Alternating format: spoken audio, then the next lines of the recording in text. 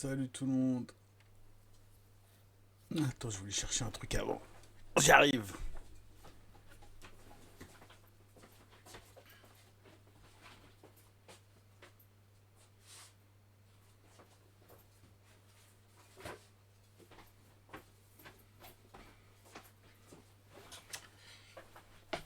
Salut, salut. Je voulais juste à bord dire que je vais lire un livre à l'écran, mais salut Super Fabli. Mais j'ai vraiment acheté le livre.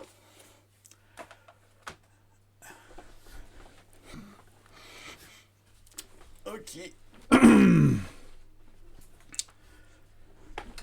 Donc nouvelle série. Donc normalement le mardi, mais demain j'ai une réunion, donc ce sera ce soir. Mais normalement ce sera le mardi. On va parler du fascisme. Et on peut commencer par un truc qui est donc l'élection, enfin les électeurs du RN. Et le bouquin de Félicien Faury, on va lire des morceaux de son livre et discuter ce qui s'appelle les électeurs ordinaires et la mécanique en fait qui existe dans le vote RN. Et essayer de remonter un peu, parce qu'en fait, bon, on a toujours cette discussion, y compris d'ailleurs dans les milieux d'extrême gauche, sur qui vote RN, quelles sont les personnes qui votent RN. Il y a aussi cette discussion de quelle est leur classe sociale, notamment pourquoi, a priori, il y aurait autant de gens des classes populaires, des travailleurs, qui votent pour le RN. Donc ça, c'est clairement un souci, pour essayer de le comprendre. Et puis, évidemment, l'électorat RN, ça commence à être un gros électorat stabilisé, et c'est plus juste une petite fraction de la population française. Donc il y a vraiment la question de grosso modo, comment on explique, le vote RN, qui sont les gens qui votent RN et qu'est-ce qu'il y a en fait dans leur tête pour voter RN. Et étant entendu qu'évidemment, le RN, c'est une organisation en fait qui est probablement le principal, c'est quoi le terme, principal mécanisme par lequel le fascisme, le nazisme et sa nouvelle formule, cette forme de nouveau fascisme, nouveau nazisme, peut arriver au pouvoir en Europe, et notamment en France.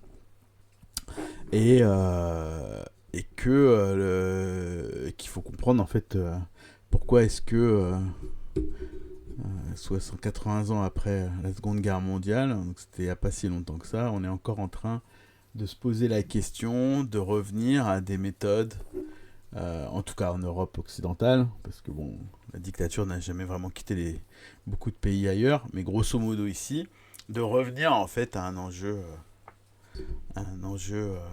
justement pour le capitalisme européen, à se poser la question du fascisme. Donc l'idée c'est de parler du livre, donc de Félicien Faury. Félicien Faury, c'est un sociologue et son livre s'appelle Des électeurs ordinaires. Et le sous-titre, c'est Enquête sur la normalisation de l'extrême droite. Bon, il est assez gros le bouquin. Enfin, non, il fait 200 pages. Donc on lira évidemment pas tout. Je vous invite à le lire et à l'acheter. On va en lire des morceaux. Et un des premiers trucs qu'on va lire, c'est le chapitre 1, tout de suite là. Le début, puis je vais commenter et on fera évidemment d'autres vidéos là-dessus. Ça vaut vraiment le coup de se positionner sur ces questions-là et de comprendre. Et évidemment, ça se veut un peu interactif, hein, vous pouvez intervenir là-dessus. Mais il y a toujours le replay. Vous pouvez. Il faudrait que je fasse ça d'ailleurs à un moment donné quand on fait vraiment la lecture, etc. Ok, donc on va pouvoir commencer. Donc salut aux personnes qui sont là, si vous pouvez vous manifester pour me dire qui vous êtes, c'est cool. Évidemment, pas de pression. Merci. Super Fabli. Toujours à faire la pub de la Brèche. N'hésitez pas à commander vos livres à la Brèche. Ils sont pas plus chers qu'ailleurs. Et c'est des gens très cool à la Brèche. Ok, bon, on va pouvoir commencer du coup.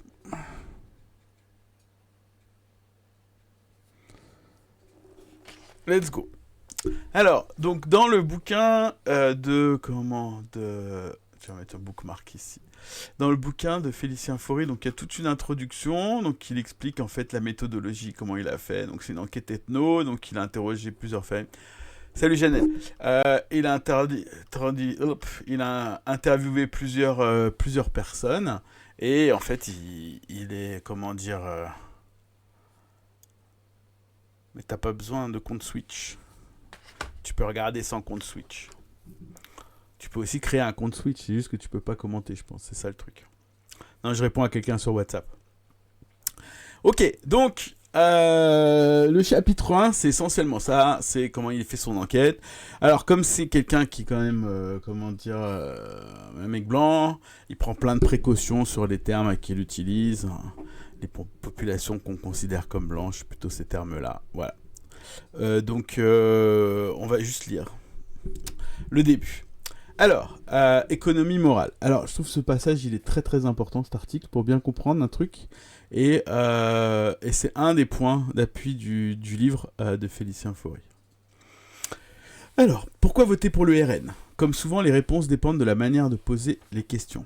À propos du vote d'extrême droite et de ses évolutions, beaucoup de débats récents ont pris la forme de ce qu'il faut bien appeler un faux problème, en mettant en opposition d'un côté les motivations électorales dites économiques et sociales, la peur du chômage, les inquiétudes face à la baisse du niveau de vie, l'inflation, etc.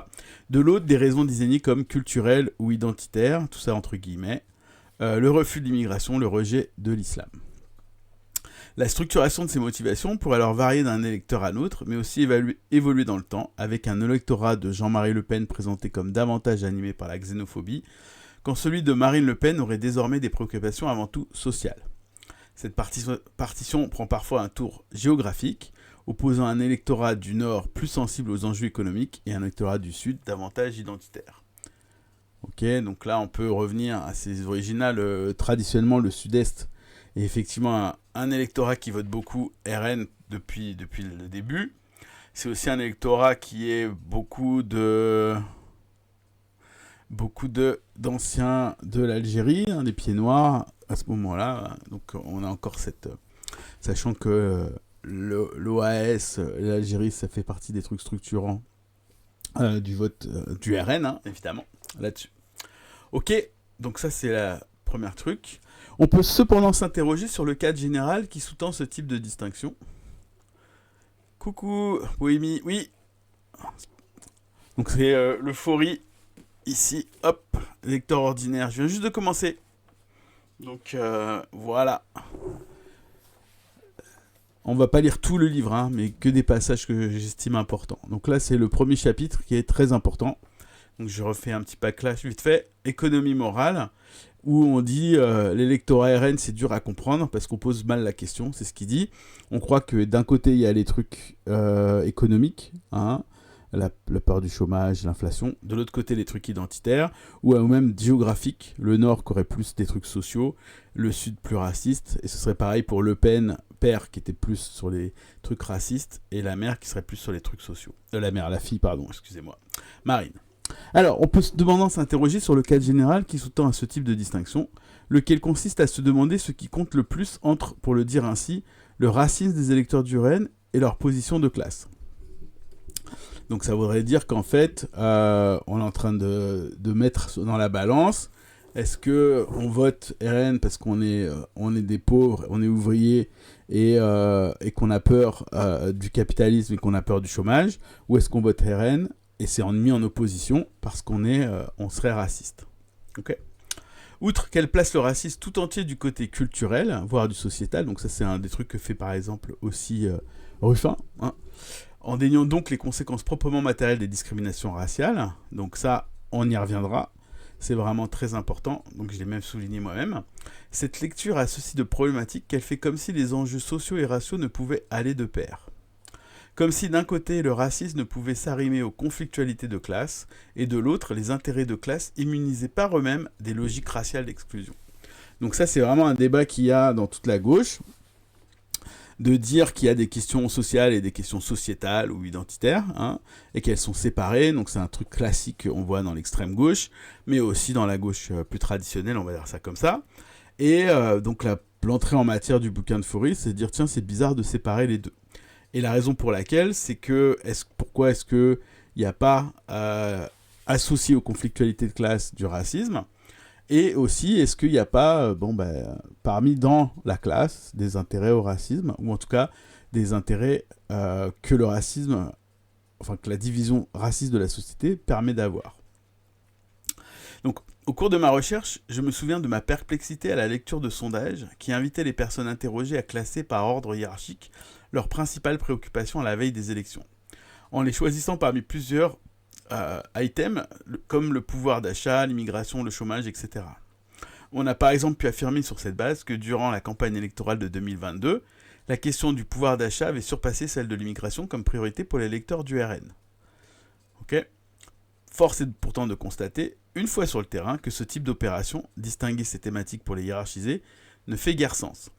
À écouter les électeurs et à les laisser développer leur raisonnement, on se rend vite compte que ces différents enjeux ne sont en réalité pas séparables et que tout le problème est justement de comprendre comment ils sont entremêlés. Donc là, c'est aussi intéressant comme remarque, c'est de dire que c'est présenté comme deux trucs différents, mais qu'en fait, l'un des succès du RN, le fait que c'est important, c'est que justement qu'ils ne le sont pas.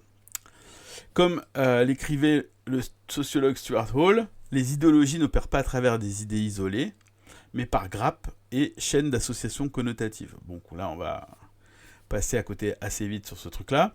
À bien y regarder, la force de l'extrême droite n'a pas résidé dans sa capacité à imposer un seul thème, celui de l'immigration dans le débat public, mais plus précisément à proposer sans relâche des jonctions entre cette thématique et une liste toujours plus longue d'autres enjeux socio-économiques et politiques. Donc là, il explique évidemment pourquoi c'est important ça, que c'est la grande force du Rassemblement national. Le travail idéologique consiste précisément à tisser des liens cognitifs et affectifs entre les différentes problématiques sociales, puis à diffuser ces chaînes d'équivalence dans le sens commun, de sorte que certains groupes, en l'occurrence certains électorats, puissent se les approprier.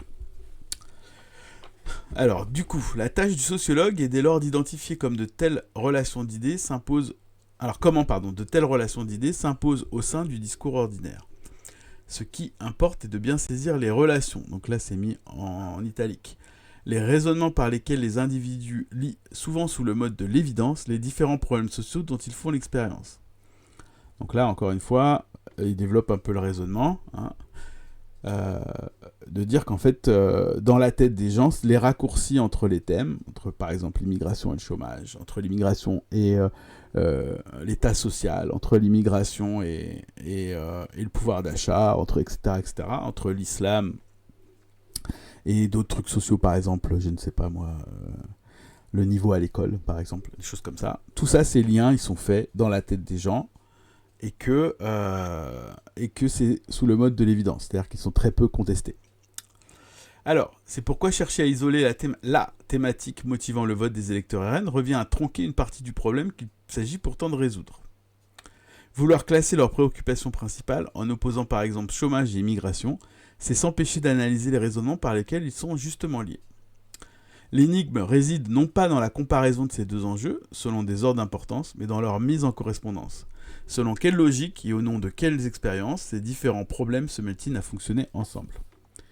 Donc là, ce qu'il explique, c'est que c'est pas juste des gens qui ont peur de l'immigration d'un côté et peur du chômage de l'autre. C'est des gens qui voient un lien entre le chômage dont ils ont peur et l'immigration dont ils ont peur, et que ces deux ne sont pas séparés. Mon enquête m'a convaincu que pour comprendre les raisons qui poussent à voter pour l'extrême droite, les distinctions entre l'économique et le culturel obscurcissent plus l'analyse qu'elles ne l'éclairent. D'une part, au sein de cet électorat RN du Sud-Est, pourtant réputé si identitaire, les préoccupations économiques sont constamment évoquées. D'autre part, ces dernières n'apparaissent guère détachables des représentations négatives associées à l'immigration, et plus encore aux immigrés. Le racisme imprègne tout à la fois les entre guillemets, attitudes mentales, les critères moraux et les jugements économiques des individus. À ce titre, il structure aussi les opinions sur entre guillemets la bonne manière, au sens moral dont il devrait fonctionner l'économie, y compris dans ses mécanismes de redistribution et d'allocation des ressources. Donc là aussi, c'est un truc important, je devrais le souligner là-dessus. Et on le voit sur les gens comme le faire, que je lirai aussi à un moment donné, sur ceux d'en bas et ceux d'en haut. Reste dès lors à cerner la spécificité de cette économie morale racialisée déployée par les électeurs du RN en ce qui rendent compte de leur situation sociale. Donc là, on arrive avec des points qui commencent à être très importants. Et je trouve un argument qui fait vraiment mouche, c'est le suivant. Alors, si l'immigration a toujours été constituée par l'extrême droite comme un péril d'ordre culturel, mettant en danger la civilisation française et occidentale, donc le grand remplacement, la perte d'identité, le fait qu'on n'est plus blanc, qu'on n'est plus chez nous, blablabla, elle a toujours aussi été cadrée comme une menace proprement économique.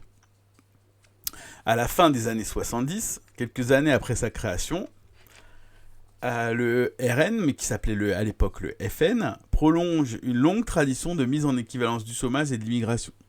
Alors la longue tradition, elle vient directement, évidemment, des nazis. Le slogan qu'on va voir, c'est un slogan hérité des nazis. En proposant le slogan suivant, 1 million de chômeurs, c'est 1 million d'immigrés de trop. Alors le slogan historique des nazis, c'est 6 millions de chômeurs, 6 millions de juifs. La solution est simple, c'est exactement ce que disaient les nazis. Donc dans les années 30. Donc on voit, bon évidemment, il n'y a pas la solution est simple ici. C'est les immigrés, mais c'est la même idée. Donc 1 million de chômeurs, c'est 1 million d'immigrés de trop. Durant les années suivantes, cette formule sera reprise à l'identique, seul le chiffre changera. Donc il faut mettre à jour 2-3 millions, j'imagine, là-dessus. Encore aujourd'hui, l'extrême droite continue d'activer cette interprétation de l'immigration comme premier responsable des problèmes socio-économiques du pays, dont la régulation, voire l'arrêt, permettrait la résolution. Donc c'est-à-dire que si on arrête l'immigration, alors le chômage disparaît. Donc c'est l'idée que, évidemment, les immigrés, ils prennent le travail des Français. Donc c'est un peu cette idée qui est véhiculée là. Mais pas seulement. Donc voilà, le slogan est polysémique, donc il a plusieurs sens. Il peut en effet d'un côté signifier que l'immigration produit du chômage parmi les travailleurs français. Donc ce que Marx appelle l'armée de réserve du travail, les chômeurs, ils sont créés par le fait que il y a une concurrence, il y aurait une concurrence économique entre les migrants. Johan, enfin Viet Z, salut Yann, ça va. Merci de passer. On lit le Faury et je commence le gros de l'argument sur le tout début du bouquin. Donc n'hésitez pas. Viet Crampoise. Ah, c'est ça qu'il faut que je lise. Ouais, c'est plus simple. Viet Crampoise. Nickel, bienvenue. Merci de passer. Alors, le slogan est polysémique. Il peut en effet d'un côté signifier que l'immigration produit du chômage parmi les travailleurs entre guillemets français, l'immigré venant leur voler leur emploi. Alors je sais pas si vous vous souvenez, je vais finir le truc et puis je donnerai l'exemple après. Mais aussi de l'autre, et c'est important parce que c'est pas non plus évident, que les chômeurs sont les immigrés installés sur le territoire national, profitant des aides sociales financées par les prélèvements sur les revenus des vrais travailleurs. Donc, ce n'est plus des gens qui viennent prendre le travail, mais c'est aussi... Crampouse. Ça veut dire quoi, crampouse ? Mais aussi des gens qui piquent les aides de chômeurs. Donc c'est normal de donner des aides aux chômeurs. Visiblement, le lecteur peut comprendre ce type de redistribution étatique, mais elles sont mal allouées. Elles sont allouées aux immigrés et pas aux vrais Français. Et cette redistribution est d'autant plus considérée comme inique qu'elle vient des gens qui travaillent vraiment, c'est-à-dire les vrais Français. Donc on a une espèce de deux notions en même temps, du travailleur de l'immigré qui travaille, tout en ayant les allocations chômage. Et donc il y a vraiment cette idée-là qui est très forte là-dessus.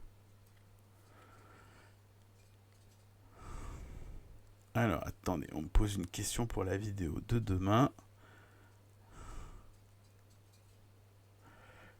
Alors, hop, excusez-moi, hop. Je lui dis quand même que je suis en stream. Alors, du coup, on y va. En jouant sur cette double menace que constituerait l'immigré, pour des raisons d'ailleurs contradictoires, mais ça on avait bien compris, l'extrême droite peut alors parler à différents types d'électeurs, à la fois sur le terrain de la protection de l'emploi, ou aussi celui du ras-le-bol fiscal. Et donc c'est clairement, évidemment, les deux qui reviennent. Et cette idée-là du slogan polysémique, qui permet d'avoir en fait plusieurs interprétations, mais toujours dans un cadre racial, c'est un truc qui est central en fait dans la thématique du livre de Félicien Faury. Au cours de mon enquête, la figure de l'émigré venu voler le travail des Français n'apparaît pratiquement jamais dans les récits collectés. On l'a noté en introduction, les personnes rencontrées durant ma recherche sont à l'image de l'électorat lepéniste du Sud, composé tendanciellement de petites classes moyennes et de classes populaires stabilisées, ce qu'on appelle les petits moyens. Ok. Travaillant souvent dans le secteur des services avec des emplois plus difficilement délocalisables ou à la retraite. Dans l'ensemble, ce sont des électeurs moins exposés au chômage et à la précarité économique que dans d'autres catégories, en partie ouvrières de l'électorat RN. Si les électeurs rencontrés ont connu au cours de leur trajectoire des difficultés financières et sociales, aucun ne se dit craindre au moment de l'enquête une perte de son emploi. Les enjeux économiques ne sont cependant pas absents de leur discours, bien au contraire. La plupart manifestent une inquiétude croissante à l'égard d'autres types de préoccupations économiques, comme leur pouvoir d'achat et la dégradation générale de leur niveau de vie. Ce n'est dès lors pas sur le terrain de l'emploi que s'active en premier lieu leur rejet de l'immigration. Donc typiquement, comme on disait tout à l'heure, vous pouvez parler à plusieurs types de personnes en disant 1 million de chômeurs, c'est 1 million d'immigrés en trop, ce que disent le RN, X millions. Vous pouvez parler à ceux, on redit, qui pensent que le chômage c'est dû à la prise du travail par les immigrés, sous une conquérance qu'il y aurait dans le monde du travail, ou bien, comme c'est plutôt le cas dans le Sud-Est, par la prise de ressources redistributives de l'État, comme les allocations chômage. Mais donc, rejet d'immigration, mais avant tout sur celui de la répartition secondaire des revenus après redistribution. C'est alors le niveau et l'orientation des prélèvements et des transferts fiscaux qui sont perçus comme injustes. Dans les paroles recueillies au cours de mon enquête, la figure stigmatisée de l'immigré voleur d'emploi est remplacée par celle quasi systématique de l'immigré chômeur volant de façon indirecte le travailleur français par le biais de prélèvements, et donc avec le concours de l'État.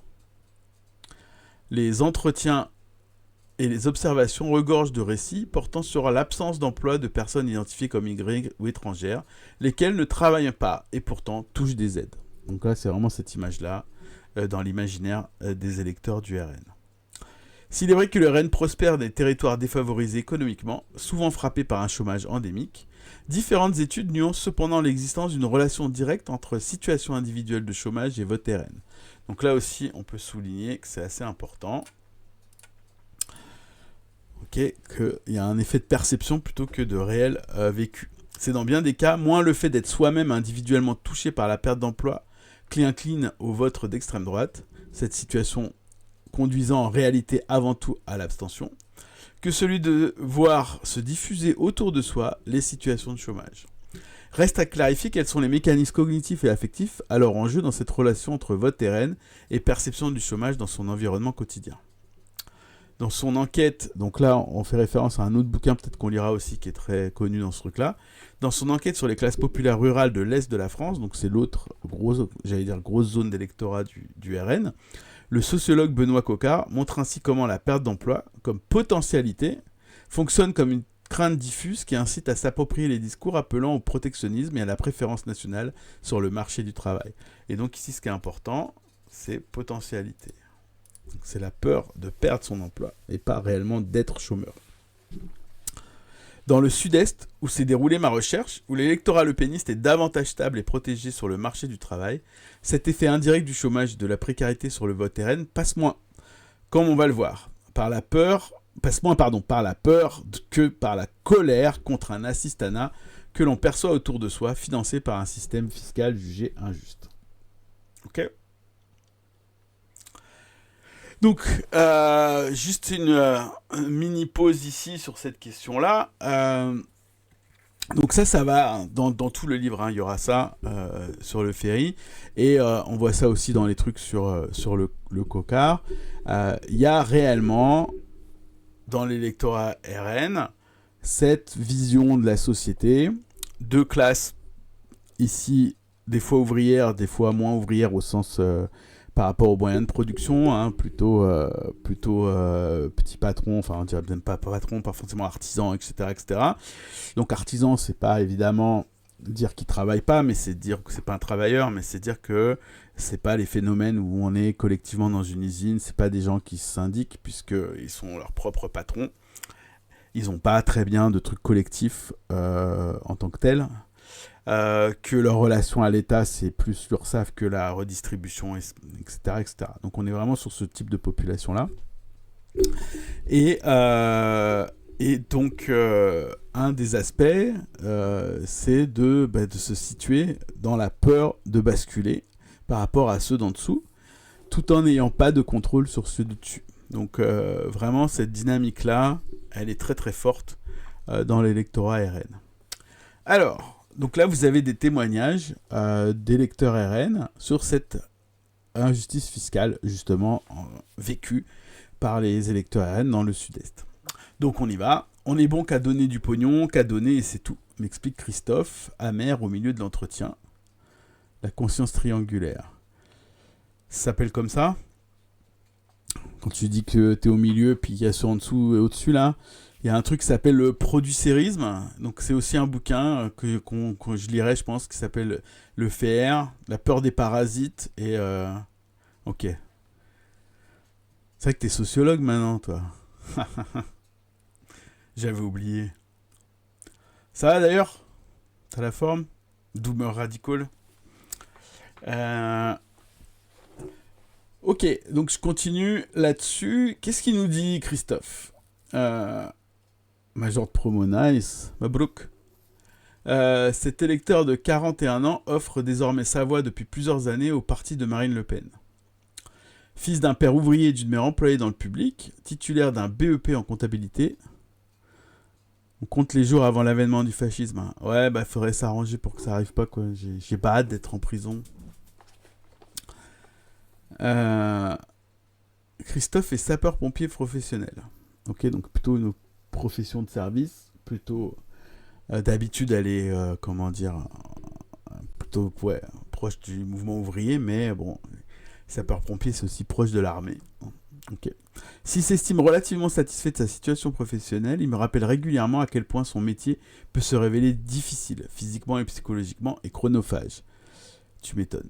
Empiétant souvent sur le temps famille et de loisirs. Si son salaire est donc mérité, les impôts et les taxes dont il doit s'acquitter viennent annuler à ses yeux tous les efforts consentis. Divorcé, père de 3 enfants, il est à nouveau en couple depuis 7 ans avec une femme exerçant dans le domaine du soin comme indépendante. Ok. Et elle aussi doit payer tout le temps, entre guillemets. Christophe me résume ainsi leur situation. On fait partie de la tranche de salaire avec ma chérie, où on est sucé jusqu'à la moelle. On gagne trop pour avoir des aides, on gagne pas assez pour se dire qu'on a les reins solides, tu vois. Donc on est des vaches à lait. Ok. Si le statut d'indépendante de sa conjointe le sensibilise particulièrement à la question des prélèvements fiscaux, il exprime un sentiment largement partagé parmi les électeurs du sud de la France, auprès de qui j'ai mené l'enquête. Tous ont le sentiment de s'en être sortis et de n'être, comme je l'ai entendu souvent, pas à plaindre, ni dans le besoin. Tous conçoivent également leur situation économique comme ne permettant pas d'envisager l'avenir avec sérénité. Donc de ne pas avoir les reins solides. Donc c'est pas des gens qui sont pauvres, mais c'est pas non plus des gens qui sont riches. Donc, qu'il s'agisse de faire face à d'éventuelles difficultés financières ou d'accidents de la vie, ou de répondre à des aspirations qu'ils jugent légitimes. Donc proprio, scolarité, études des enfants, etc., etc. Donc c'est des gens qui sont en limite de ça. D'un entretien à l'autre, les personnes que j'ai interrogées se perçoivent elles-mêmes comme piégées dans un mauvais milieu de l'espace social. Trop pour bénéficier du soutien de l'État, sans pour autant être dans une situation suffisamment confortable. Donc on n'est pas riche pour autant. À l'image de l'électorat sudiste du RN, elles ont le sentiment d'être parvenues par le travail et par l'effort à une position sociale médiane, mais injustement fragilisée, en partie par les prélèvements fiscaux dont elles doivent s'acquitter. Ok ? Donc là aussi, il y a vachement cet aspect-là dans l'électorat, et c'est aussi qu'il y a beaucoup dans les trucs de producérisme, c'est qu'il y a le vrai travail, celui que les gens... ils gagnent leur salaire, ils vont taffer, ils ont un vrai salaire. Donc il y a vraiment cette idée-là, l'argent gagné honnêtement à la sueur de ton front. Et il y a plein d'argent qui serait gagné pas honnêtement. Donc soit parce qu'on travaille pas, donc typiquement les aides sociales, soit parce qu'on spécule ou qu'on se gave, etc., etc. Soit parce qu'on est un télo et qu'on arrive à faire de l'argent facilement parce qu'on a les bonnes connexions, etc., etc. Donc il y a aussi cet aspect-là. Pas oublier qu'il y a aussi l'aspect anti-intello, qui avant d'ailleurs était anti-finance et antisémite. Et là, il y a plus cet aspect anti, ce qu'ils appellent bobo, etc., etc. Ok. Selon une logique largement partagée, le ressentiment fiscal s'accompagne, voilà, c'est exactement ce que je dis, d'une dénonciation des groupes sociaux du bas qui reçoivent beaucoup sans rien faire. La valorisation du travail a ainsi pour revers la condamnation des assistés, c'est-à-dire des pauvres considérés comme oisifs, ne cherchant pas réellement à obtenir un emploi, alors que comme on me l'affirme régulièrement, du travail, il y en a. Christophe me résume à nouveau la situation de façon lapidaire. Tu comprends, on taxe que les gens qui travaillent, les branleurs, on leur donne tout. Si le ressentiment fiscal s'alimente de la critique des assistés entre guillemets, en particulier des chômeurs, considérés en grande partie comme responsables de leur sort, donc là, ça aussi c'est assez important. Si t'es chômeur, c'est de ta faute. Donc ça, c'est un truc classique qu'on retrouve dans tous les trucs de droite et d'extrême droite. Hein. Ce qui dit d'ailleurs que souvent, c'est des gens qui viennent quand même de la droite pour penser ça d'abord, avant de venir de la gauche. Si t'es chômeur, si t'as bossé dans une usine et pendant des années que l'usine elle a fermé et que tu te retrouves au chômage, tu le sais que c'est pas de ta faute. Donc si tu penses ça, c'est que t'étais pas dans un truc associé aux usines. C'est que en fait t'as pas vécu ce type de truc là, donc c'est plutôt des gens qui viennent de la droite. Il y a ça aussi souvent dans le Cocard, le bouquin de Cocard, c'est qu'en fait c'est des gens qui sont de droite de base quand même. Ils ont beau être ouvriers, ils ont beau être quelle que soit leur relation d'ailleurs par rapport à la barrière de l'exploitation, ce sont des gens qui sont dans des endroits traditionnellement de droite. Et donc le virage RN, il est plus vers la droite que réellement une bascule de la gauche vers la droite. Ok. Mais bon, évidemment, quand on parle des chômeurs, il glisse souvent vers un discours plus spécifiquement xénophobe. Pour Christophe, la figure du branleur recoupe très régulièrement celle de l'immigré, de l'étranger et évidemment de l'arabe. Ce recoupement non systématique, mais très récurrent, apporte une charge affective et normative supplémentaire au ressentiment. En effet, si Christophe juge la situation de son couple inéquitable en soi, parce qu'il faut toujours payer pour les autres, le système de rétribution français lui apparaît d'autant plus intolérable que ses bénéficiaires sont sujets extérieurs au périmètre légitime de la solidarité nationale. Donc comme c'est dit avec des mots de sociologue, vous voyez, périmètre légitime de la solidarité nationale. Voilà, grosso modo, on parle ici de préférence. Et évidemment, on ne veut pas donner à des gens qui ne sont pas comme nous, qui n'ont rien fait pour mériter ça, etc., etc. Alors, là, vous avez une transcription verbatim. Moi, ça me fait chier de donner des impôts pour... On ne saura pas. Moi, je vois ma femme, elle est à son compte. Ça me rend fou les impôts qu'elle donne. Et quand on voit ce qu'on en fait, des fois, mais ça donne envie de péter la télé. Quand on te dit qu'il faut donner 2000 € pour les immigrants, pour les renvoyer chez eux, mais qu'est-ce que tu vas leur donner 2000 €? Mais donner au petit vieux qui a une pension de 200 € par mois, quoi. Tu vois, donne-le au jeune qui veut trouver un emploi ou faire sa formation. Voilà. Donc, les indignations de ce type, opposant ici les bons pauvres, les bons pauvres, donc le petit vieux et le jeune à la recherche d'un emploi, aux mauvais pauvres, les immigrants entre guillemets, n'émergent pas seulement face à la télé, mais aussi lors d'interactions plus quotidiennes, qui sont racontées par des anecdotes jugées révélatrices. Donc ici, c'est... Une fois, je reviens d'une intervention, donc je rappelle que Christophe, qui témoigne ici, il est pompier, sapeur-pompier professionnel. Je reviens d'une intervention, on roulait peinard en voiture avec un collègue, et du coup, il arrive bien sûr un arabe pour changer. Donc voilà, et il nous fait une queue de poisson devant. Et le jeune, il va s'arrêter au feu. Nous, on arrive, tranquillement, et alors je me mets de côté de lui, comme ça, et mon collègue, il avait la vitre baissée. Il le regarde, et le jeune, il nous a regardé. Il y a des passages un peu hard dans le bouquin. Ah ouais, j'ai oublié de mettre un trigger warning. C'est vrai que moi, quand on lit, on en prend pour sa gueule quand on est arabe. Désolé, t'as raison, ouais. Je vais faire plus gaffe après. Il le regarde et le jeune, il nous a regardé, il nous a fait imite un ton nonchalant. Ouais, excusez-moi, j'étais pressé, donc j'imagine que c'est ça. Il dit, ouais, t'étais pressé, prends-moi pour un con, t'étais pressé et tu t'arrêtes au feu. Ouais, je sais, mais bon, n'empêche. Il fait, mon collègue, et il lui dit, tant pis pour toi, tu te plantes, tu monteras derrière. Tu te plantes, tu monteras derrière. Ils sont dans un camion de pompiers. Ah oui, donc s'ils se plantent au feu, ok. Et là, il nous regarde et il dit « Je m'en fous, j'ai la CMU ». Cette interaction me paraît déjà hyper chelou. « Je m'en fous, j'ai la CMU. Qu'est-ce que tu veux dire? Tu te rends compte? C'est énorme. C'est aberrant. » Le mec, il branle rien et après, on te dit, comme ça, il faut les aider. Mais les aider à quoi? Il te prend pour un con et en plus, il faut lui donner des sous. Voilà. Donc, le gros flex, quand t'es un rebeu et que tu croises des pompiers, c'est de dire que t'as la CMU. Bon, je sais pas si cette interaction, elle a une réalité, mais bon. Ou alors ils se foutaient de leur gueule, je sais pas très bien. Mais bon, voilà, on est tous très riches parce qu'on a la CMU. Je trouve ça déjà assez intéressant. Mais bon, c'est pas très grave. Voilà, donc un peu le type de témoignage. Donc, les figures racialisées de la pauvreté sont associées à une oisivité supposée, ils branlent rien, mais aussi à l'impolitesse. Ça, évidemment, on a l'habitude aussi. Ici, la mauvaise conduite, dans tous les sens du terme. Appréhendée comme une forme d'ingratitude. Oui, parce qu'évidemment, c'est grâce à Christophe qu'on a la CMU. C'est comme ça qu'il le voit, en tout cas. L'inclusion des personnes d'origine immigrée dans le corps social national étant conçue non comme un droit, mais comme une faveur. Toute non-conformité à l'image du bon immigré. Alors, c'est ce que j'entends là, c'est surtout qu'ils sont de droite et fracassés dans leur psyché par des fantasmes farfelus. Alors, oui, juste je préviens, tout ce que racontent les gens là, pour 3/4, 90%, 95% de ce qu'ils disent, pour l'essentiel, ce sont des fantasmes complets. C'est-à-dire qu'il n'y a pas de réalité, en plus, j'allais dire matérielle, de ce qu'ils racontent.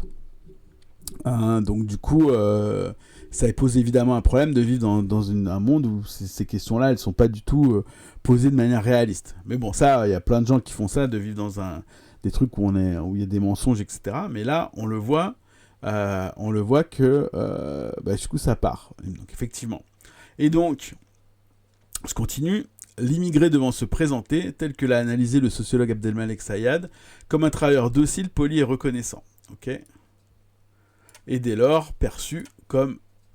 Donc le reste, c'est-à-dire la déviance par rapport à ça, est perçu comme anormale et scandaleuse. Voilà, donc tous ceux qui sont arabes savent que une bonne partie des parents qui sont venus immigrer dans les années 60, ils étaient travailleurs dociles, polis et reconnaissants. Pas tous, il y a eu des révoltes, etc., etc. Mais souvent, on leur a fait croire que ça permettait d'être français. Et en fait, c'est jamais arrivé. Oui. Donc ça, c'est un bon exemple. De demander des trucs à des gens et de toute façon pas leur accorder. Donc on continue, la racialisation de l'assistanat. Au cours de mon enquête, j'ai constaté à quel point les discours anti-assistance et xénophobes se nourrissent mutuellement. Donc on est toujours dans la même logique et il va continuer à insister là-dessus, sur le fait que la colère entre guillemets légitime de l'électeur RN est en fait une colère qui est systématiquement qui a une cible. Ok. Alors, les critiques de mes interlocuteurs portaient à la fois sur la politique migratoire française, jugée trop accueillante, et sur la politique de redistribution, jugée trop généreuse, les deux étant perçus, pour le pire, comme complémentaires. Ok, donc on accueille trop, et en plus, quand on les accueille, on leur donne plein d'avantages qu'ils ne devraient pas avoir. Mais la rencontre entre ces deux discours, et c'est un point important, ne fonctionne pas comme un simple ajustement neutre dans ses effets moraux et politiques. Lorsque les mécanismes de redistribution sont perçus et jugés selon des schémas raciaux, c'est en effet un nouveau seuil d'injustice qui semble franchi. Okay, donc ce qu'il incite à dire, c'est que quand on met les deux, on augmente en fait le niveau d'indignation. Pour les électeurs interrogés, c'est justement lorsque l'assistanat se racialise que le principe des minima sociaux devient le plus intolérable. Okay, donc c'est des gens qui sont prêts en fait, qui ne sont pas contre les services publics. En cela, ils sont moins de droite que la droite habituelle. Ils ne sont pas contre l'assistanat au sens d'aide sociale. Ce qu'ils sont contre, c'est que cette aide et que cet assistanat aille supposément, préférentiellement, pas à eux, mais à des personnes, notamment immigrées. Sa critique en illégitimité s'en retrouve en quelque sorte décuplée. Donc évidemment, c'est la suite. L'octroi des aides est jugé d'autant plus injuste et scandaleux qu'il concerne des personnes qui ne travaillent pas et qui se révèlent en plus moins françaises que les membres de la classe moyenne et populaire blanche dont mes interlocuteurs font partie. Okay, donc ils ne sont pas dignes d'avoir des aides parce qu'ils ne sont pas dociles, machin bidule. Ils répondent mal, ils font des queues de poisson et ils branlent rien. Donc voilà le mécanisme de pensée. Autrement dit, le racisme ne fait pas que recouper les formes de mépris de classe à l'encontre des plus pauvres que soi, oui, parce qu'effectivement, ça vise quand même des populations qui sont un peu plus appauvries. Il les aggrave. Ok ? Ça, c'est vraiment un bon exemple de conscience contradictoire, notamment quand tu es un prolo. Vraiment ça. De ce fait, alors ça, tiens, je fais une parenthèse là-dessus, puisque c'est le débat qu'il y a dans le parti en ce moment, cette discussion-là. Donc traditionnellement dans le marxisme, on dit que le racisme ça divise les travailleurs, mais on n'explique pas qu'est-ce que ça veut dire diviser les travailleurs. On dit juste que en fait le travailleur blanc il est un peu bête parce qu'il comprend pas que le capitaliste lui il a besoin de faire du profit, et pour faire du profit il va baisser ton salaire, et en baissant ton salaire le moyen c'est de diviser, c'est de faire croire que par exemple c'est à cause des immigrés si t'es pauvre, et que les travailleurs français, le racisme c'est que les travailleurs français croient en ce mensonge. Et en croyant à ce mensonge, perdre du niveau de vie systématiquement. Voilà. En fait, il arnaque les deux. Et donc, c'est ça la tradition classique marxiste. Et donc, c'est qu'il n'y a pas en fait d'avantages, qui sont faux, ces propres avantages-là, qui n'existent pas, et que le prolétariat blanc développe une conscience fausse, parce qu'il est trompé. Voilà, et on va voir en fait que quand on lit le Faury, on est moins convaincu par cette théorie que par un truc un peu plus structurel, qui est que, pour moi, qui est que le racisme crée pas une conscience fausse, mais crée une conscience contradictoire, où il y a la conscience de classe ouvrière qui peut se manifester, mais elle va rencontrer en contradiction avec une conscience de race, de supériorité hiérarchique, dans l'électorat, notamment blanc, la fraction blanche du prolétariat. Et tout le débat, d'ailleurs, dans l'extrême gauche est là-dessus. Alors, Doomer Radical. En gros, les Blancs sont cons d'être racistes. Ils ne comprennent pas qu'ils ont des intérêts avec les Noirs et les Arabes, là où, dans la réalité, ils ont fait le choix du racisme. En fait, oui, il y a un peu de ça. Il y a un peu l'idée que, dans le marxisme traditionnel, tout à fait, c'est une manière de focaliser l'électorat et de le déresponsabiliser. Tout à fait. C'est une manière de dire qu'en fait... Mais c'est marrant, c'est exactement ça. C'est qu'en fait, ils sont un peu bêtes de pas comprendre que c'est pas leur ennemi. Et c'est littéralement formulé comme ça, en fait, la théorie du racisme dans le marxisme, je dirais classique, qui serait ce qu'on appelle class first, etc. Donc dans les versions en fait d'analyse du racisme qu'on trouve à Lutte ouvrière, au NPAR et à d'autres endroits. Donc il n'y a pas de truc qui est un peu plus structurel. C'est vraiment une idée amenée de l'extérieur et qui est gobée en fait comme telle, qui est une tare. Le terme de tare est utilisé d'ailleurs par la lutte ouvrière par exemple. Alors, on continue. Alors, de ce fait, la racialisation de l'assistanat a des conséquences politiques spécifiques.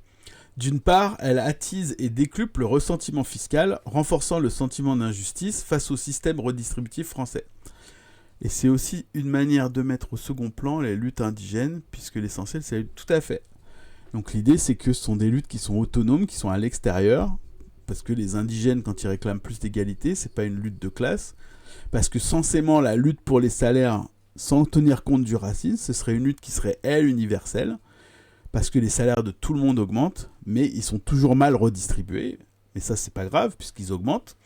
Les logements... S'ils augmentent, ils sont toujours mieux on est dans le... Oui, tout à fait aussi. Bon, alors, en fait, je pense que ces théories-là du marxisme classique, elles sont quand même maintenant bien débunkées. Il y a quand même plus grand monde de sérieux théoriques qui défend ça, à part dans les groupes militants d'extrême gauche. Et Ruffin. Alors, de ce fait, j'en étais où ? Elle attise et décuple le ressentiment fiscal, renforçant le sentiment d'injustice face au système redistributif français. D'autre part, elle contribue à orienter les jugements les plus virulents vers le bas de l'espace social, et non par exemple vers les fraudeurs fiscaux des classes supérieures. Ouais, donc ça c'est pas mal aussi. Bonjour, tu connais, hello. Alors, d'autre part, elle continue à orienter plus vers les bas et non vers le haut. Ok ? Donc, il y a aussi un truc qui est un peu vrai dans l'électorat RN, et ça sera discuté, c'est qu'il y a aussi un abandon de la lutte contre les dirigeants.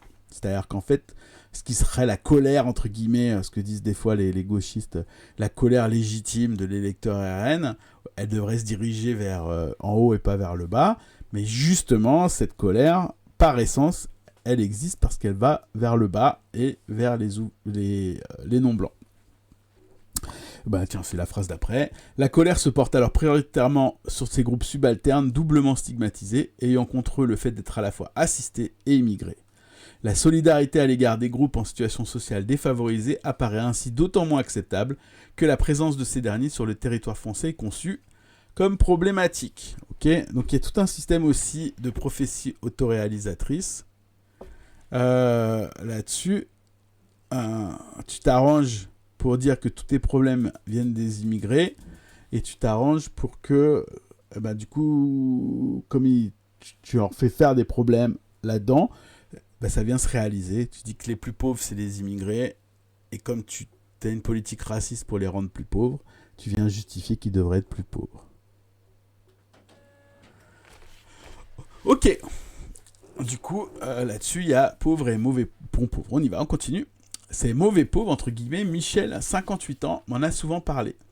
Michel est artisan coiffeur et possède un salon dans le centre-ville d'une des communes du territoire étudié. Donc là, il est artisan coiffeur, donc on est d'accord que on est sur des gens qui ne sont pas nécessairement riches, mais qui ne sont pas non plus dans des trucs collectifs du type usine. Ce ne sont pas des prolétaires au sens marxiste du terme. Alors, durant mon enquête, après un premier entretien mené en 2016, je suis passé régulièrement à son salon, souvent comme client et parfois simplement pour prendre des nouvelles, ce qui m'a offert l'occasion de nombreuses discussions informelles avec lui. Dès notre première rencontre, il me déclare sans complexe voter pour Marine aux élections présidentielles, après avoir un temps préféré la droite et notamment Nicolas Sarkozy qui l'a déçu. Ok. Donc je rappelle toujours souvent quand même que c'est des gens qui votaient à droite avant. Hein. L'extrême droite lui paraît la meilleure option pour mettre un stop à ce qu'il nomme l'immigration pas européenne. Donc effectivement, si le code n'est pas très clair, immigration pas européenne, on a tous compris ce que ça veut dire. Supposément attiré en France par un système d'aide sociale jugé trop avantageux. Voilà, donc rappelez-vous, vous traversez la Méditerranée pour avoir le RSA et la CMU. Ok, donc c'est ça. À l'appui de son discours, il mentionne régulièrement les files d'attente à l'entrée du centre médico-social situé juste en face de son salon de coiffure. Ah mais c'est catastrophique, vous restez là, et il se place devant la vitre de son salon, en face, et il y a le centre médico-social. Eh bien, je suis venu 3 fois là ce matin pour encaisser mes clients. À chaque fois, tu vois l'immigration rentrer. Putain, les termes qui sont utilisés, c'est fou quand même. 80% des gens que tu vois, ici devant le centre, ce ne sont pas des Européens. Non, non. Vous rentrez dedans, moi j'ai 2 clientes qui travaillent en face, elles me disent « Mais on n'en peut plus !» Et je comprends qu'elles n'en peuvent plus. Ok. Encore une fois, c'est les propos de Michel. Alors, comme Christophe, Michel mentionne également le mauvais comportement des personnes percevant les aides sociales. Les gens, ils rentrent les poings fermés là-dedans. Ils rentrent avec les enfants dans les bras. Tu sais qu'ils vont direct, hein, qu'ils vont crier, se mettre en colère. Donc là aussi, on a toute l'imagerie du racisé en colère qui râle, qui gueule et qui n'est pas gentil. Qui fait pas la queue aussi, c'est un classique. À cela s'ajoute le soupçon particulièrement répandu de fraude. Michel ironise régulièrement sur le fait que les mêmes personnes touchant les aides n'en auraient en réalité pas véritablement besoin. J'ai une cliente qui travaille à la banque d'à côté et elle me dit « Mais il faut voir les comptes bancaires qu'ils ont ». Donc c'est ici toute l'ambiguïté de ces formes de racialisation de la pauvreté qui associent assez spontanément les minorités à la pauvreté, tout en estimant qu'elles ne sont que rarement assez pauvres pour être jugées légitimes dans leur demande d'aide. Donc c'est toujours un peu dual et un peu bizarre et un peu contradictoire quand même. La richesse cachée des familles immigrées, non déclarées à l'administration fiscale, donc ce seraient des fraudeurs, hein, souvent supposés obtenus illégalement, donc probablement aussi le trafic de drogue, constitue un sujet régulier de rumeurs et de commérages dans le territoire étudié, dont le salon de coiffure de Michel est l'un des points de relais. Tiens, ça pourrait être étudié ça un jour, les trucs de salon de coiffure, de barbershop, de bar, hein, qui sont en fait les points focaux et de propagation en fait du fascisme en France. Ça sera intéressant à regarder là-dessus. Peut-être ça a été fait d'ailleurs. Alors, les groupes désignés par Michel comme immigrés arabes ou turcs sont ainsi un... Genre, tu lis ça et tu te dis, faut les reconquérir. Mais on dirait vraiment cette gauche-là, ouais, ouais. Ouais. Après, là, c'est pas des ouvriers quand même, le salon de coiffure. Donc peut-être que c'est pas à eux qui veulent s'adresser en priorité. Mais c'est clair qu'il y a un souci de voir que le monde tel qu'il est vu, il est quand même très différent à la fois de la réalité et à la fois de voir comment on est situé hiérarchiquement dans cette réalité, quoi. Il y a quand même un surplomb très fort de ces personnes-là par rapport à plein de populations. Un surplomb de classe et aussi un surplomb racial qui est vraiment super fort. Alors, donc les groupes désignés par Michel comme immigrés arabes ou turcs sont ainsi perçus comme profitant du système sans pour autant chercher du travail. Ils font pas d'efforts, me certifie-t-il. Ça se voit, ils veulent pas travailler. Putain, le nombre de fois où je l'ai entendu ça, putain. Oh là là là là. Bref, à l'appui de cette affirmation, Michel évoque souvent, comme beaucoup de personnes rencontrées sur le terrain, certains cafés aux alentours où les Arabes et les Turcs sont accusés de passer toute la journée à stagner, je savais pas qu'on utilisait ce terme, aux terrasses, quand d'autres plus jeunes traînent dans les squares et sont parfois soupçonnés de trafic. Chez les électeurs rencontrés, le chômage et la pauvreté, par leur forme visible, viennent donc activer et entretenir quotidiennement le discours hostile aux assistés.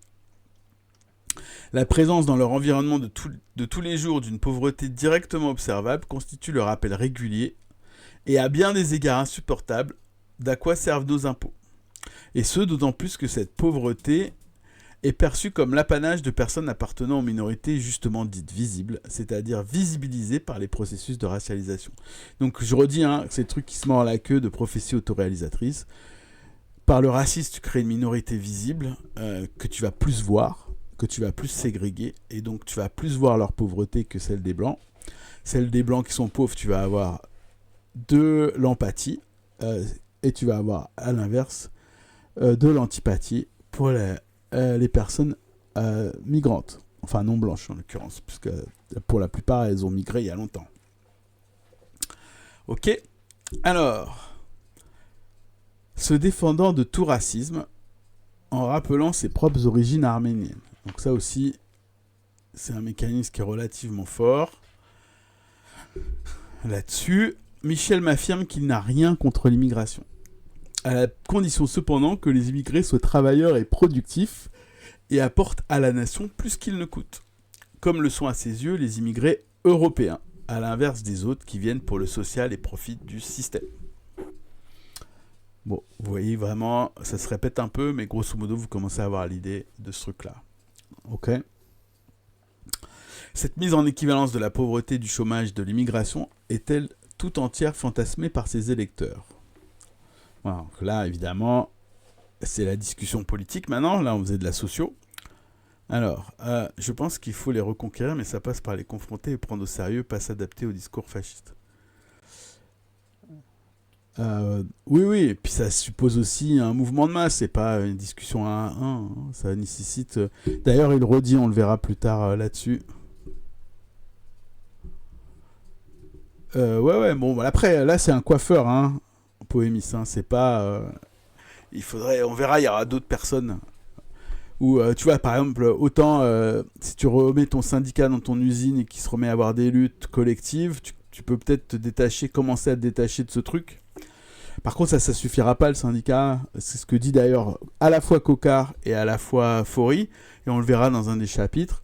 Il dit qu'ils sont aussi trop dans l'entre-soi à discuter entre eux. Il n'y a personne qui les challenge politiquement. Donc il dit qu'il faut recréer de la conflictualité sur le racisme pour pas que le faf local il domine sur tous les autres qui sont moins habités là-dessus, quoi. Il faut créer du rapport de force. Donc là, pour moi, entre guillemets, si on doit conquérir ou reconquérir, puisque je sais pas s'il faut reconquérir, mais grosso modo, pour qu'il y ait vraiment quelque chose qui soit antifa, il faut créer ce rapport de force et cette conflictualité antiraciste. Ok. Ouais, faut taper les fâches sociaux, ok. Après, le rapport de force, des fois, si tu débarques à 400... à un endroit où il y a des faf. Pour l'instant, c'est justement ça, c'est qu'il y a des trucs de violence parce qu'il n'y a pas de masse. C'est quand quand les trucs deviennent plus de masse, la violence... d'ailleurs, la violence, paradoxalement, elle diminue. Ok, on continue. On touche ici à un point d'importance, celui de la dialectique entre les formes structurelles et individuelles du racisme. Alors voilà, ça c'est important. Ok. Car la racialisation de la pauvreté n'a pas uniquement lieu dans les têtes. Toc toc toc. Le racisme, c'est pas que dans la tête. Elle est également un phénomène collectif qui s'inscrit dans les structures sociales objectives. Et là, ça c'est super important, évidemment, que tu peux jamais séparer les deux, évidemment. Ciao. Alors attends, il faut que je me rappelle comment on le prononce. Excuse-moi. Vienne Kompozesk. Salut.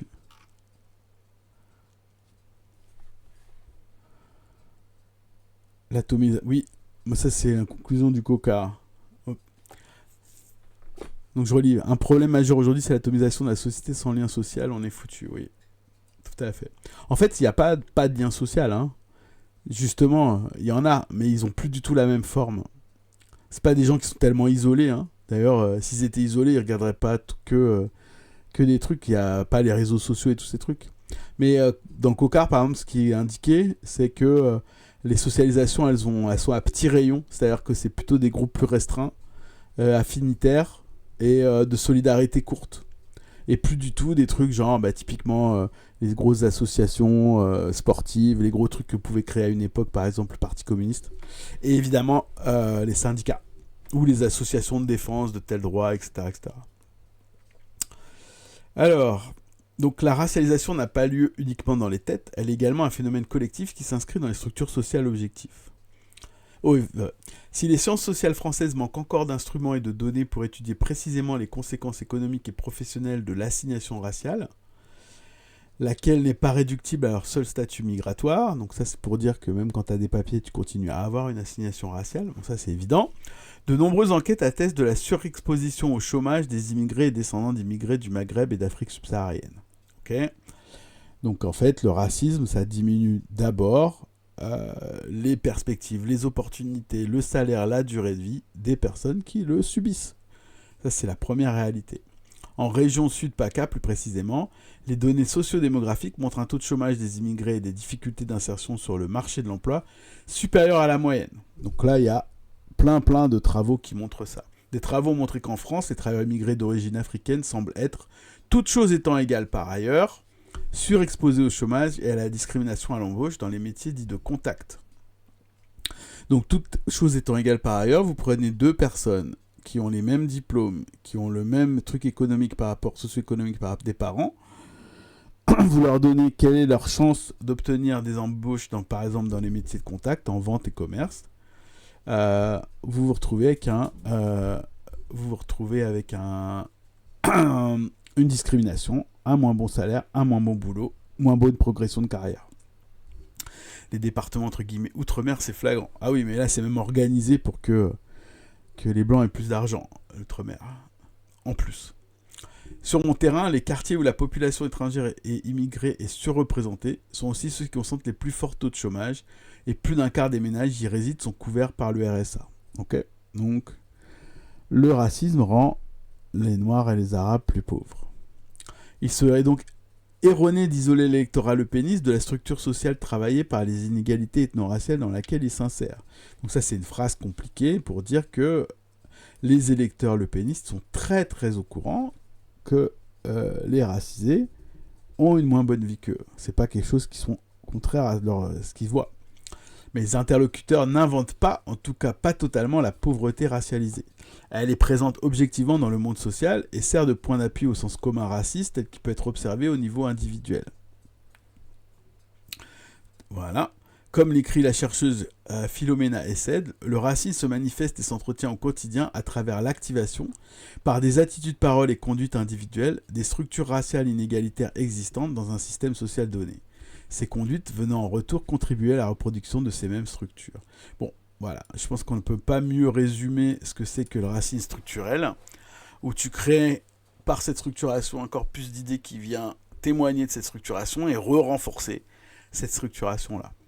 Le meilleur exemple pour ça, pour moi, c'est la police, qui va davantage policer, davantage arrêter, davantage contrôler des populations racisées qui sont donc déjà dès le départ un peu plus pauvre, et donc quand on est plus pauvre, on fait pas du tout, on n'a pas du tout la même criminalité que quand on est plus riche. Et d'ailleurs, on va mettre l'accent sur ce type de criminalité et pas sur d'autres. Donc quand sur la criminalité racisée, on met plus l'accent sur l'insécurité, les vols à l'étalage, sur le trafic de shit, mais enfin, en tout cas d'herbe, et la cocaïne par contre qui est très utilisée dans certains milieux, celui-là il est beaucoup moins comment ça s'appelle, criminalisé, etc., etc. Donc plein d'attitudes et de faits et de choses qui seront criminalisées parce qu'ils sont spécifiques aux racisés. Donc à la fin, qu'est-ce qui se passe? Tu augmentes la fréquence de personnes racisées contrôlées et qui passent par le système carcéral et judiciaire, et tu viens donc par là même justifier une politique envers ces populations en disant regardez, ce sont celles qui sont le plus souvent aux prises avec la justice. Donc on revient avec cette idée de prophétie autoréalisatrice où on passe son temps en fait à criminaliser des populations en disant regardez, c'est elles les plus criminelles. Et donc on vient s'auto-justifier. Et c'est pareil pour tout. On s'arrange, ou en tout cas on diminue les opportunités par question de racisme aux racisés. Ces racisés donc sont plus pauvres et on vient justifier de ce point de vue-là, grosso modo, toute la politique qui vient là-dessus. Donc c'est comme ça que c'est dit. C'est mieux dit ici que ce que je viens de dire, mais grosso modo c'est la même idée. Donc cette activation repose sur deux mécanismes principaux. Elle s'opère en premier lieu par la sélection des faits envisagés et rendus saillants au sein du discours raciste. Donc ça, c'est clair et net. On va faire ce qu'on appelle un biais de sample, un biais d'échantillonnage. Vous allez focaliser dans ce système-là sur toutes les actions négatives, etc. et les faits que vous allez surreprésenter. Les électeurs avec qui je me suis entretenu focalisent ainsi leur attention principalement sur l'inactivité des immigrés stigmatisés et non sur leur situation de travail pourtant majoritaire. Et oui, ils savent très bien que la personne qui ramasse les poubelles en bas de chez eux ou de leur pavillon, c'est quelqu'un qui devrait normalement pas bosser mais qui bosse puisque c'est elle qui ramasse les poubelles. La personne qui fait le BTP, qui est venue travailler d'ailleurs au noir pour faire rénover leur cuisine, c'est quelqu'un qui a des employés qui sont pourtant racisés, etc. etc. Bon. Donc ils le savent très bien en plus. Que les immigrés soient des chômeurs est présenté comme la règle. Ce soupçon d'assistanat s'appuie sur l'invisibilisation des formes de travail, souvent précaires, de la main-d'œuvre immigrée ou étrangère. Bon, c'est exactement ce que je viens d'expliquer. Quand on pense aux professions ici d'entretien, donc les poubelles, ou de care, donc garder les enfants, j'ai oublié évidemment les boulots faits plutôt par les meufs, honte à moi. Donc effectivement, vous allez dans un square à Paris à 16h et vous ne voyez que des enfants blancs qui jouent dans le square gardés par des meufs racisées. Voilà, donc ça c'est clair. Pour prendre des secteurs particulièrement dynamiques en région Sud-PACA, à ceux du bâtiment ou du travail agricole, oui alors celui-là aussi, saisonnier, où s'observent des formes d'exploitation dont les statuts nationaux et appartenances racistes sont institués. Ok ? Donc là aussi, clairement, le travail a une ségrégation raciale, y compris dans les formes d'exploitation saisonnier, notamment, ici c'est agricole et du BTP. La focalisation sur les minorités ethno-raciales qui ne bénéficient pas d'un emploi conduit ainsi d'autant plus facilement à conclure à leur inutilité au monde. Coucou, il a soulié. Ouais, donc on lit le Faury, Félicien Faury, là, sur l'électorat RN dans le sud-est. Et en fait, on vient de passer beaucoup de temps à lire des trucs sur le fait que j'aime beaucoup cette phrase. Enfin, il y avait plusieurs choses, mais grosso modo, pour aller assez vite, il y a un truc sur l'espèce de lien qui a systématiquement des revendications qui seraient économiques et sociales avec le racisme, et que la force du RN et du fascisme, c'est de faire ce lien-là en permanence.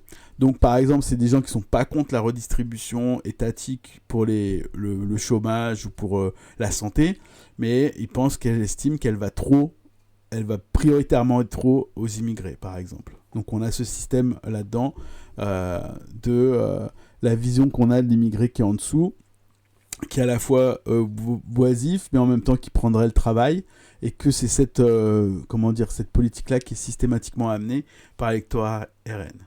Et on avait ce truc-là là-dessus, du phénomène circulaire, qui consistait à dire que que le racisme, et j'ai pris l'exemple de la police et de la justice, mais ça marche pour plein d'autres exemples, le racisme, il s'auto-entretient d'une certaine manière parce qu'en créant des populations racisées par le racisme, on crée des structures qui viennent les inférioriser et qui vient justifier par là le racisme. Okay. Donc c'est expliqué ici là-dessus. Donc c'est pour ça qu'on parle de racisme structurel et pas de racisme moral, individuel, etc., etc. Il est manifesté dans la tête des gens de manière individuelle, mais il est issu d'une organisation hiérarchique de la société qui est, elle, entretenue par ce racisme-là. Ok ? Alors, la focalisation sur les minorités ethno-raciales qui ne bénéficient pas d'un emploi conduit ainsi d'autant plus facilement à conclure à leur inutilité au monde. L'activation discursive raciste réside également, deuxième mécanisme, dans l'interprétation donnée aux faits. Ah ouais, alors la première fois, c'était une sélection des faits.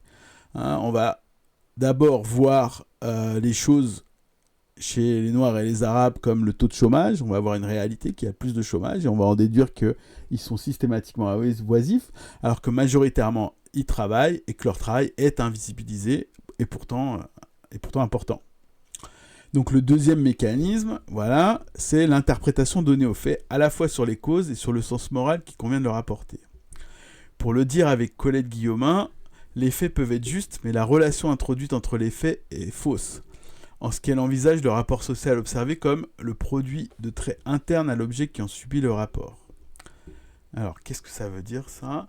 Là où la sociologie met en avant des explications collectives et structurelles aux inégalités sociales et ethno-raciales, les personnes avec lesquelles je me suis entretenu rendent l'assisté responsable de son sort. Ah oui, c'est ça que ça veut dire. Et expliquent le chômage de chaque immigré par ses caractéristiques individuelles et ou sa culture. L'idéologie raciste se déploie en diffusant des chaînes de causalité non sociales, donc essentialisantes, dans l'explication donnée aux faits sociaux constatés. Donc, de ce point de vue, comme le défend le sociologue Abdelali Ajat, le racisme peut être considéré comme un régime de vérité spécifique, à savoir un régime discursif, donc qui se dit, qui est dans le discours, ayant prétention à établir la vérité sur la réalité sociale, qui se situe dans un rapport de concurrence avec un régime de vérité proposé par les sciences sociales.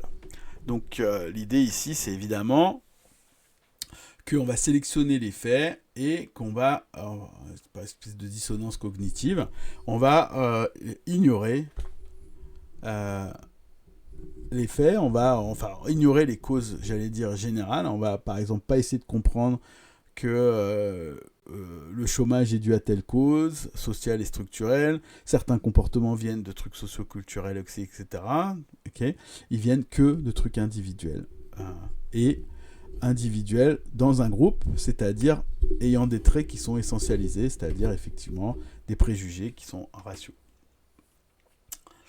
Ok. Allez, on fait la dernière section. Est-ce que c'est pas un peu long ? Ouais, c'est bon. On va faire ça pour cette partie 1. Je vais probablement pas tout lire. Évidemment, le livre, c'est un peu long. Mais on peut avancer pas mal sur ce bouquin. Ça vaut vraiment le coup de le lire. Ok, et je continue un petit coup encore. Comptabilité nationale et préférences étrangères. Alors, let's go. Cette mise en équivalence entre inactivité et immigration est d'autant plus spontanée qu'elle s'adosse au discours public porté sur le fait migratoire depuis au moins les années 80. D'accord ? En effet, comme le notait dès cette époque Abdelmalek Sayad, l'immigration ne semble pouvoir être intelligible pour l'entendement politique qu'à la condition qu'elle soit source de profit, ou pour le moins que les coûts qu'on lui impute n'excèdent pas les profits qu'elle peut procurer. Donc on autorise l'immigration en France, c'est ça le discours, que si ça rapporte à la France, c'est-à-dire que soit ça permet des profits supplémentaires, soit ce qui nous coûte, c'est-à-dire l'argent que la société dépenserait chez les immigrés, il est moins que ce qu'il rapporte. Okay ? De fait, exercer un métier et effectuer un travail productif reste encore de nos jours un élément crucial de légitimation de la présence des étrangers immigrés, ou supposait-elle sur le sol français. Donc tout doit passer par le fait d'être productif. Donc on est un bon immigré que si qu'on travaille, que si on bosse. C'est ça qui expliquait. Or, pour les électeurs interrogés, les immigrés sont comme essentiellement associés, on l'a vu, à la captation d'aide sociale et non à la production de valeur économique. Donc à partir du moment où on considère via des biais racistes, via un racisme structurel qui vient renforcer la difficulté au travail, etc., etc., tu viens en fait justifier ce truc-là. Ok, donc les immigrés, ils sont associés à la non-production de valeur économique, puisque, soi-disant, on les a poussés à rien faire. Les mécanismes de redistribution sont alors conçus comme un jeu à somme nulle, où tout ce qui est donné aux immigrés est retiré aux Français. Okay, donc ce terme-là, jeu à somme nulle, ou la taille du gâteau, c'est vraiment l'une des discussions principales qu'il y a avec les marxistes de type, ou les trotskistes de type ce qu'on appelle classique, concernant le racisme. Ils considèrent que le gâteau, lui, il n'est pas fini, que le jeu, il n'est pas à somme nulle, et que tous les révolutionnaires, ils doivent se battre pour augmenter la taille du gâteau. Donc, augmenter la taille du gâteau, c'est un mécanisme par lequel tout le monde en profite. C'est donc une revendication universelle. Donc, se battre pour de meilleurs salaires, c'est à la fois se battre pour de meilleurs salaires, mais aussi contre l'injustice du racisme, parce que dans ce cas-là, si les salaires augmentent, ils augmentent pour tout le monde, à la fois pour les blancs et les non-blancs. Okay, le jeu n'est pas à somme nulle. C'est pas parce que les salaires augmentent pour les blancs qu'ils diminuent pour les noirs. C'est pas parce qu'il y a surexploitation qu'il y aurait sous-exploitation. Donc ça, c'est ce que défendent évidemment les marxistes. Alors, le problème, c'est que dans plein de situations, notamment à l'échelle d'un pays, ce jeu, il est à somme nulle. En partie à somme nulle. En tout cas, la somme, elle peut pas bouger beaucoup. Et donc, si tu as des avantages d'un côté, c'est que quelque part, tu les as pris aux autres. Peut-être de manière injuste, peut-être qu'il faudrait se battre pour que tout le monde en ait, mais c'est clair et net. Mais même si on a ça, si on augmente juste les salaires, la moyenne, si on pose ça, cette inégalité n'est pas modifiée. Donc on maintient en fait l'inégalité.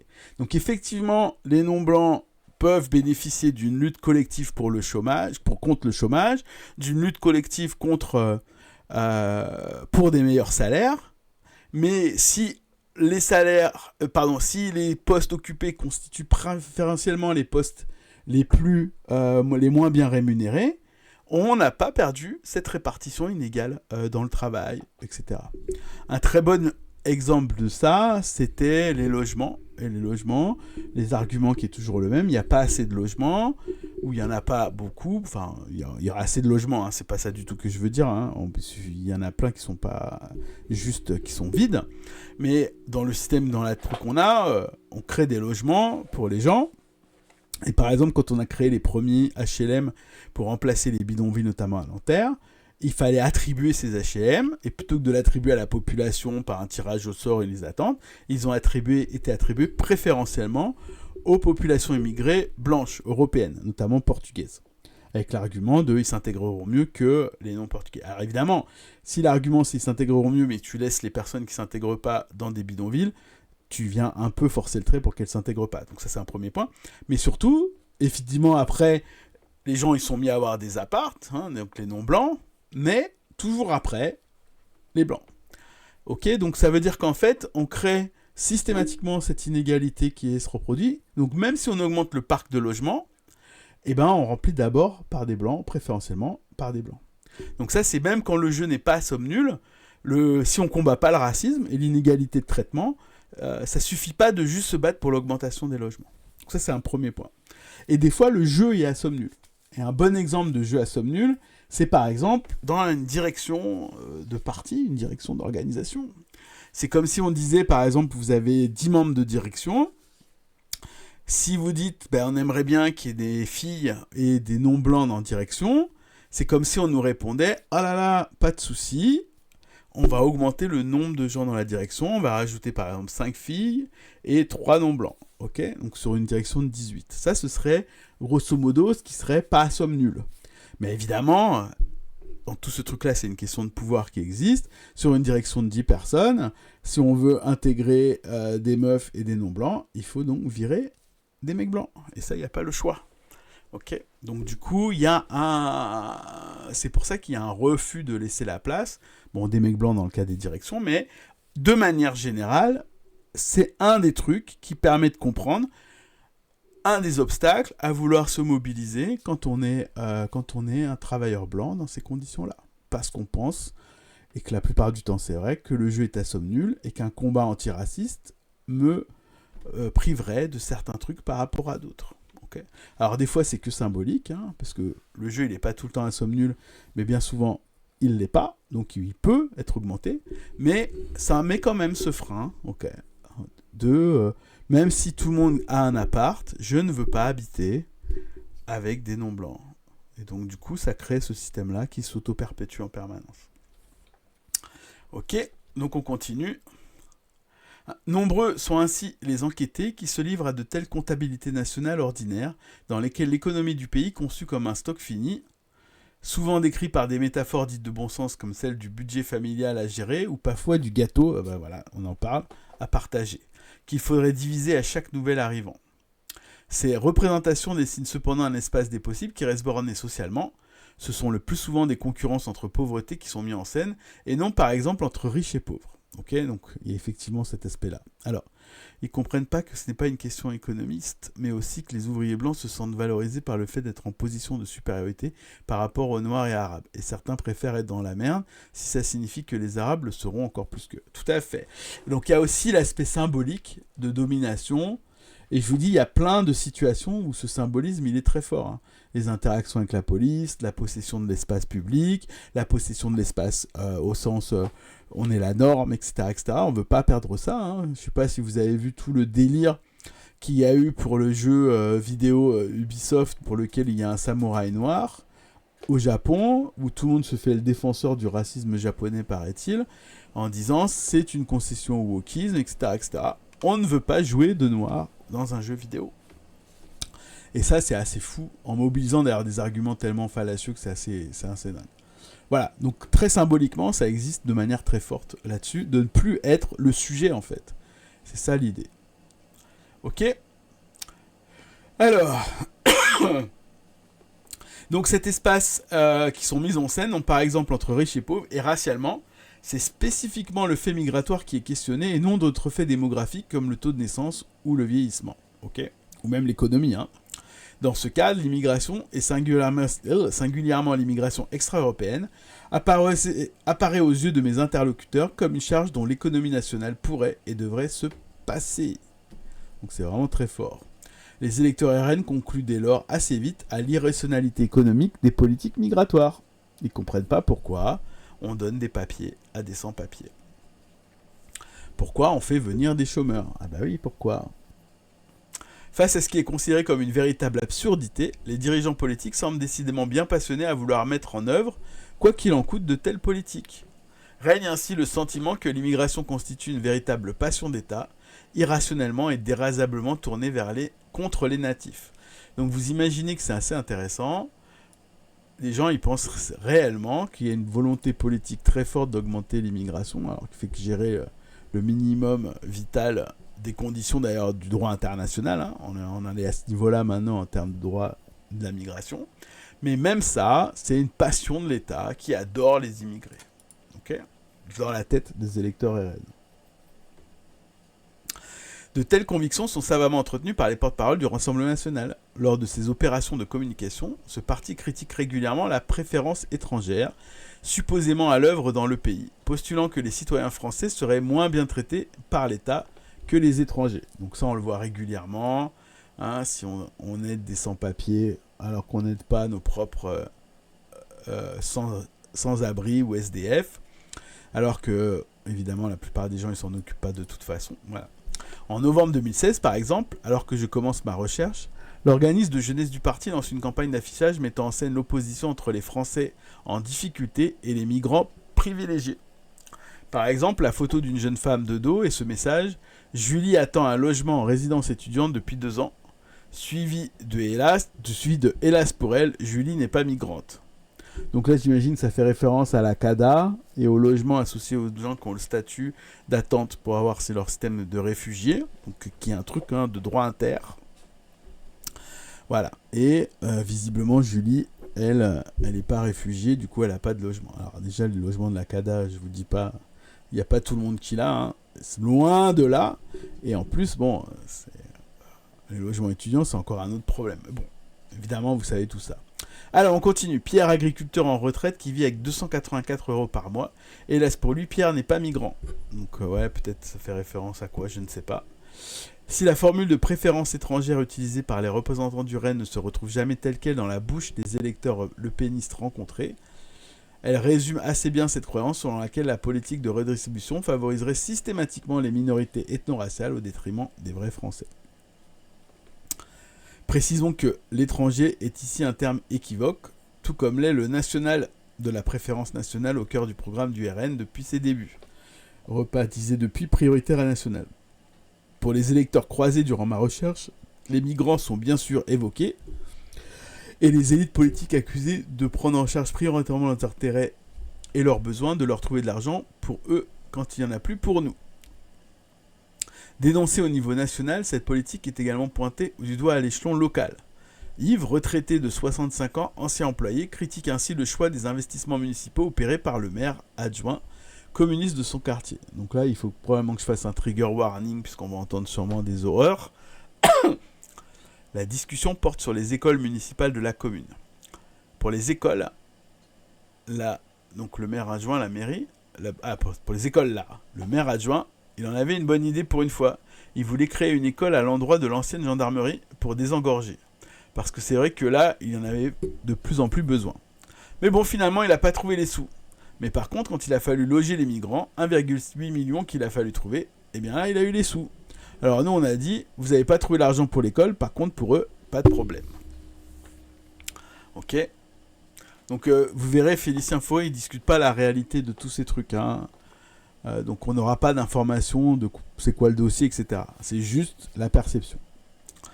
Mais les catégories du national et de l'étranger englobent bien au-delà. Chez les électeurs interrogés, le terme d'étranger est avant tout utilisé pour désigner des personnes identifiées racialement. Donc là aussi, c'est assez important à retenir. C'est qu'un migrant, vous l'êtes toute votre vie, même vos enfants, même vos petits-enfants, à partir du moment où vous êtes non blanc, ok ? Et vous êtes étranger. Et non donc en fonction de leur nationalité réelle. Donc c'est exactement ce que je viens de dire.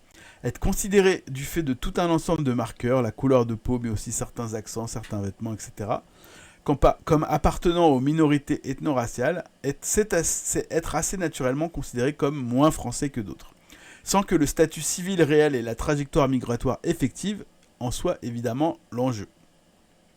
De ce point de vue, la promotion d'une préférence nationale permet au RN d'user un signifiant autorisé, voire valorisé dans la démocratie française actuelle, donc en parlant des étrangers, donc des gens qui n'ont pas de papier, tout en envoyant un signal aux connotations racialisées auprès de la population, mais qui englobe toutes les personnes qui ont aussi des papiers. Okay ? Bon, ça c'est très connu, c'est très facile à identifier. Quand on parle de préférence nationale, on pense normalement juste à un truc de nationalité, et c'est évidemment pas ce qui est prévu. Okay ?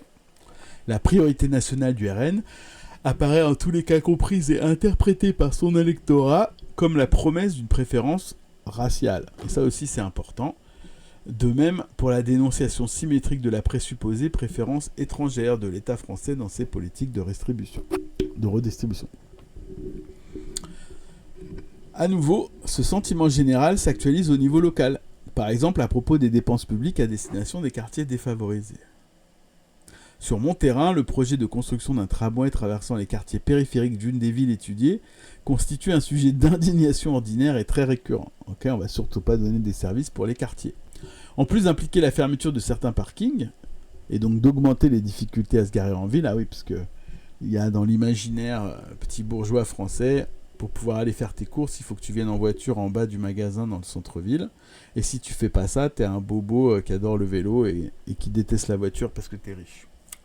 Voilà, donc en plus d'impliquer la fermeture de certains parkings, cet équipement collectif coûte cher et surtout va profiter aux quartiers jusque-là peu desservis par les transports en commun.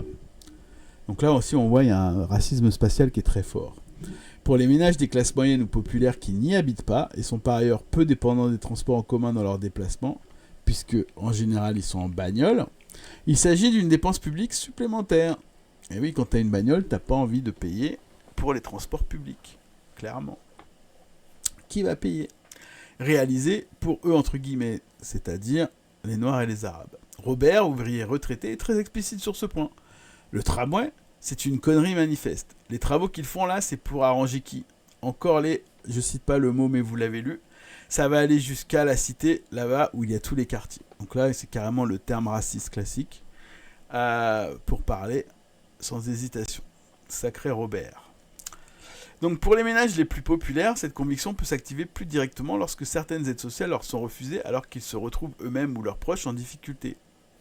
Donc c'est le cas pour Pascal, retraité qui a enchaîné des emplois courts toute sa vie, dans la vente, la livraison, l'industrie, et dont un des fils, chauffeur-livreur pour une entreprise privée, peine à trouver un logement.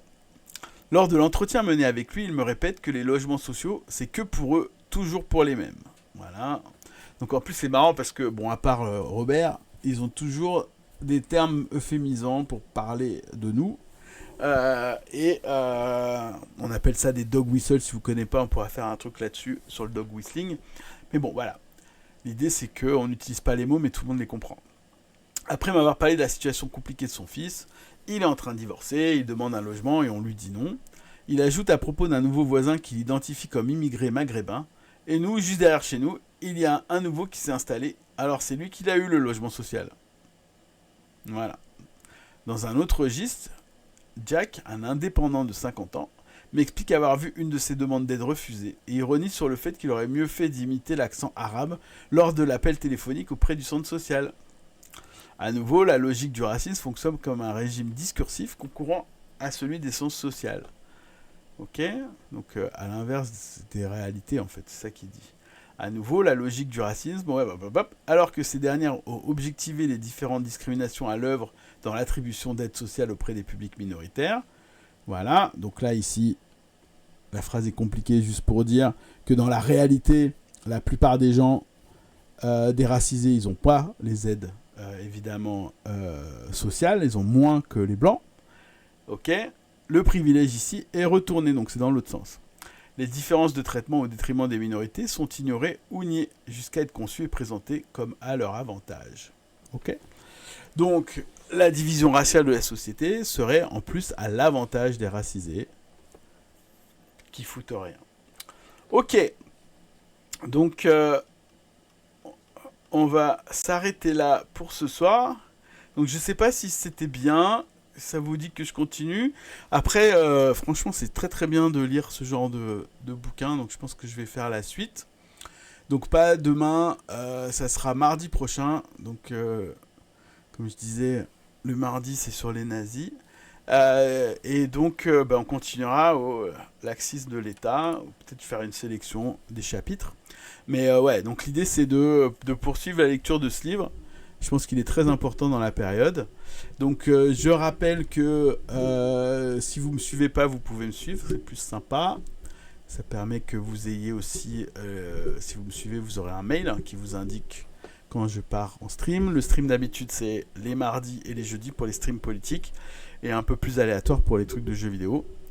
Jeudi je continue des trucs sur le trotskisme et donc je vous dis à tous et toutes à très bientôt et donc à jeudi si vous voulez voir des trucs sur le trotskisme, notamment autour du capitalisme d'État, du cliffisme, etc., etc. Voilà. Merci. Ouais, je sais que tu l'as déjà lu, mais bon, on avait prévu d'en parler en tout cas. Salut tout le monde. Ok, tout le monde, je sais pas qui c'est tout le monde, mais bon. Ciao. Allez, à bientôt. Et n'hésitez pas à acheter le livre de Félicien Faury.